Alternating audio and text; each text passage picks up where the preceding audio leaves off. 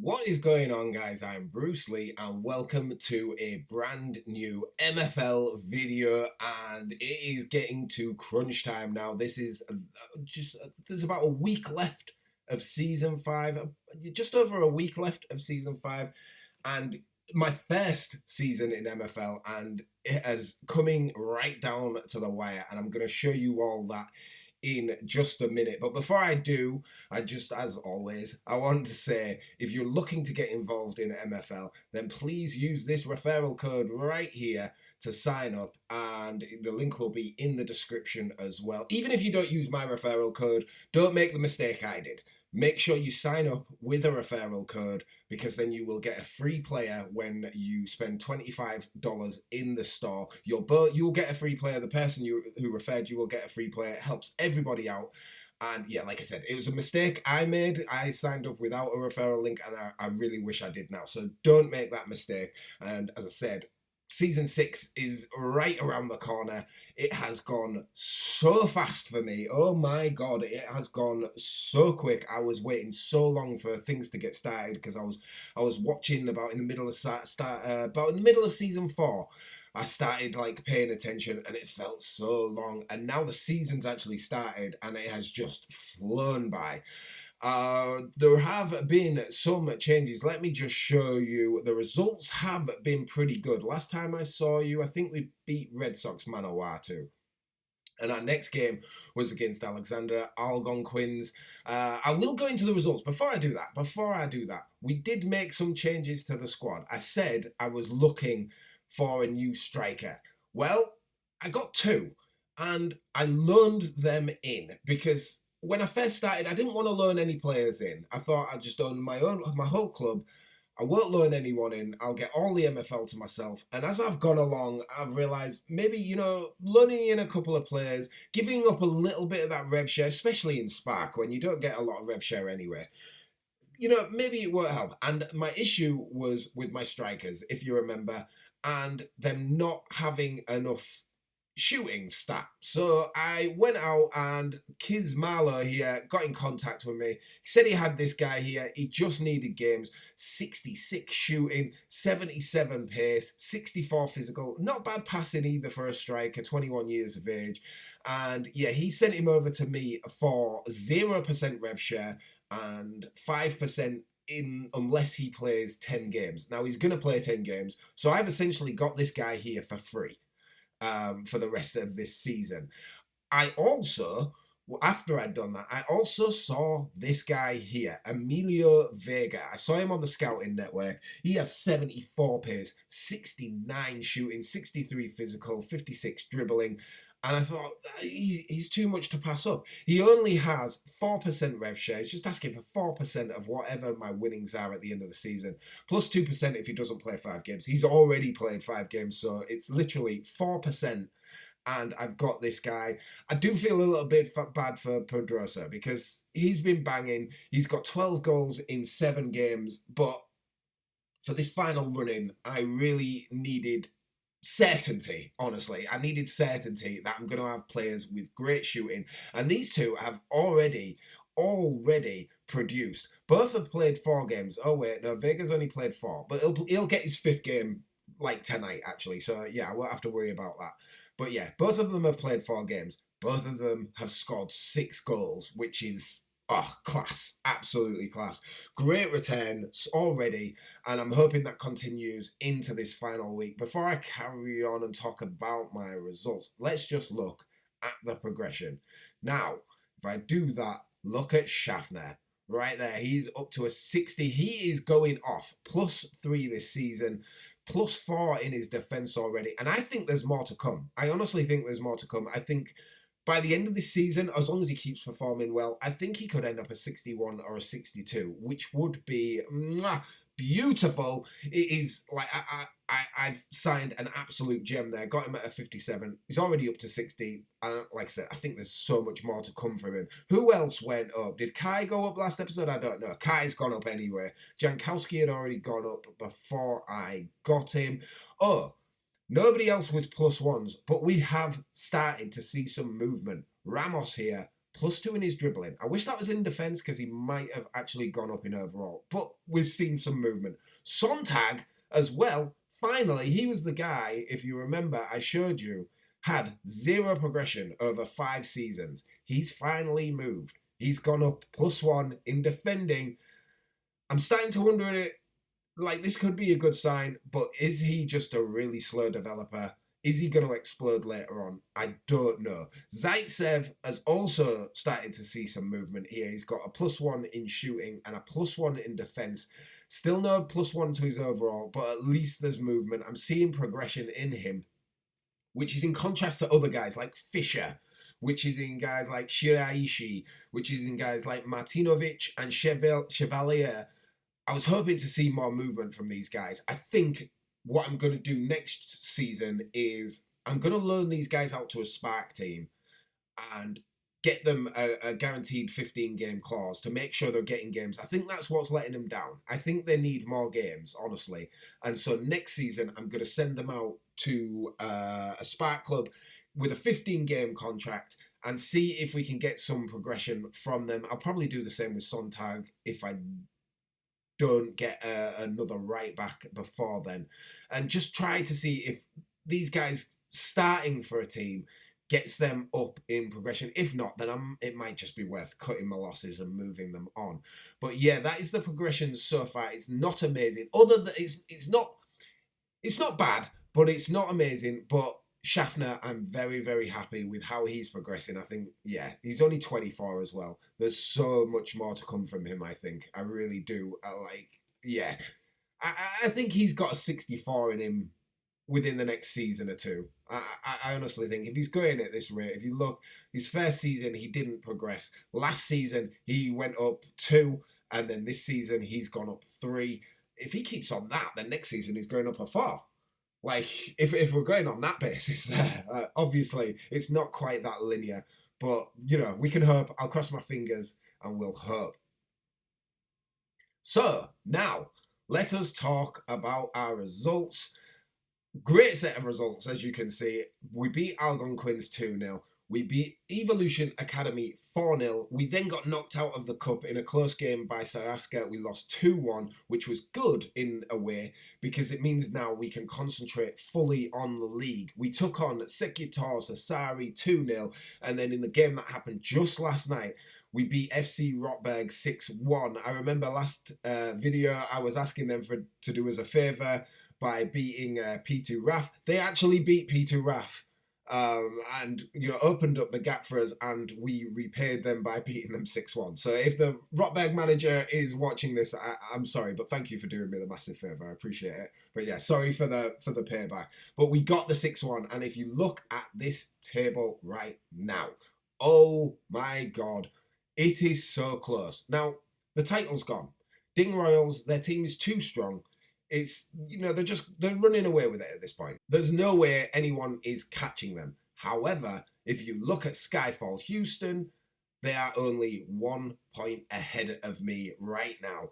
And then 2 points behind me is Achimoko MFC and Cape Meridian. It is so close between this. I was aiming for, mid-table, and I'm in touching distance with finishing second. Not only is that great, but look at who I'm playing tonight. This is my game tonight, is against Skyfall Houston. If I could get a result in this game, if I could get a win, then that would put me in second place, which, that'd be insane. I thought about watching the match live and putting it at the end of this video, but then I thought if I end up losing, I'm in such a good mood for this video. I'm in such high spirits that if we ended up losing, it'd ruin the entire video and I'd be absolutely distraught with the loss. So I'm not going to do that, I think, and you'll just have to wait until the next video to find out the results of this. But it is within touching distance. But then I have an absolute murderous run coming up. The game after that is against Penanome Central, and I'm going to have to rest. You'll see why in a second. I'm going to have to rest, and it's really worrying me. I remember I think it was the second video that I did, where Jimbo commented on it saying, you'll feel nervous for every game. He's so right. I've been so nervous for every single game I have played here for different reasons. Like even these games here, even against Evolution Academy, I was like, before the game, I was a little bit nervous. I was like, oh my God, I'm rotating my team. What if they, get an upset and beat me? And every single game, I am nervous. But to add to it, Penonome Central, they are a team I'm going to have to rotate against. And you might be wondering, first game of the season, you beat them easily. They're sitting in 8th right now. What am I worried about? Let's just look at Penonome's club page right now. Look at the run they are on. They beat P2 RAF Hotspur 4-1. What a result right there. Then they went through in the cup. Then they beat Rockberg 4-3. They won again in that'd be the quarterfinals. They're in the semi-finals of the cup. And then they beat Cape Meridian 3-2, who are, one of my challengers right now. So now I'm really worried because they're on a great run of form. And, even if, let's say I beat Skyfall Houston tonight and I'm in a great position and then I go and lose to Penonome Central, it would be, oh my God. But I'm going to have to rotate. And the reason I'm going to have to rotate is then look at this next stretch of matches I have got coming up. After Penonome Central, I've got Achimoko, MFC, who are right on my heels right now. After them, I've got P2 RAF Hotspur. Now, they have dropped off. It's quite clear they haven't won a single game in 5. But they beat me earlier on in the season. I need to get revenge for that loss. And, it also means they can turn up if they want to. And that could be a possible bogey team, I don't know. But following off from them, I've got Cape Meridian straight after. Cape Meridian, another team, hot on my heels right now, just chasing down for those promotion spots. Big game right there. And then after that, to end it all, I've got Ding Royals. This is just an absolute murderous run I am about to go on with MCG Sorokoba to finish it off. But this run of 1, 2, 3, 4, I'm going to count Penonome 5, 6 games, which will be absolutely vital to how I do this season and whether I can make the playoffs or not. I'm very hopeful because, as you can see, we are the form team right now. We have won our last 5 games. Nobody else has the same form as us. Even Ding Royals have dropped points in the last 5 games. We are definitely the form team, and we need to carry that on heading into this crucial run. This is squeaky bum time, essentially, and we need to prove our mettle here and go in, because if we could get promoted, that'd be insane. I've already started preparing for next season, and next season I don't want to guarantee it, but I'm trying to make sure that I can guarantee promotion. I don't want to be in Spark for 2 seasons. But even if I do manage to get promoted with this team, I've already made preparations. So that'll actually be you know what? Forget it. I'll show you. Let me show you, because I have made some purchases. Now, I have got invested in this game, and I'm not talking from a monetary side of this. I'm invested in, I'm constantly thinking about this game. This game is amazing. I'm loving every single minute of playing this game. So I'm so invested in everything. I'm invested in my players, and I thought, you know what, I'm chucking some more money in. I'm gonna get ready for next season. Even if we don't get promoted, I'm gonna make sure I get promoted. So I signed a bunch of players here. Kamil Simek, I had him for a while. I bought him a few weeks ago when I saw him pop up on the market. 6'4" goalkeeper. I am not turning that down. He'll be 24 when I get him. 66 overall. I bought him when he was a 65. He's already gone up to a 66. So that is really nice. He's only 3 seasons old. So I still think there's plenty of growth there in him. I also bought a centre back here, Vlahovic. Again, 6'4". I like my big guys right now. He has only 49 pace, but 67 defending, 72 physical. If you see here, look at his progression. It took him quite a while to get to the tier break this season. He got to the tier break. In the same season, he's jumped up to a 65. This guy's got potential in him somewhere, definitely. And he's got the old serial number, which means his retirement age could be a lot later. Improved my defense again by signing this left back here, Sung Ho Chu. He's 24, he's 64, he's on a tier break. Look at this. He's only 2 seasons old. He's had no progression. However, the thing is, he's playing in Stone right now. He's at a Stone team right now. But the thing that sold me on this guy is that if you look over these last 2 seasons, he's barely played any games at all, which means once he's tier broken, hopefully he'll get it by the end of the season. I don't know. We'll see. But once he's tier broken, again, I think he might just explode once he's gone through. I think he's going to be a great signing for me. For central midfield, I got Mike Mayer. He's 26, 66 overall. He's only 5'6", but that doesn't matter. Honestly, right now it doesn't matter.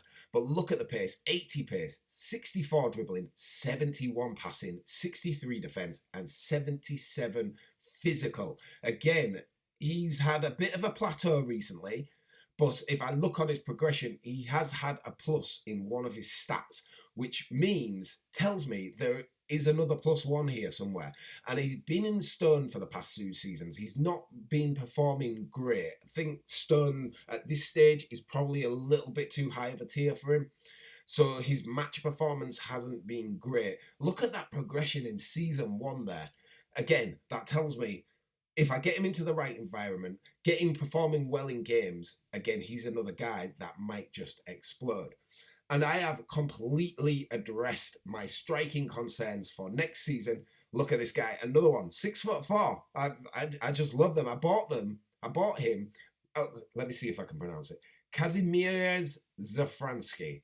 If anyone is Polish and can pronounce that correctly, let me know how to pronounce that. Zafranski.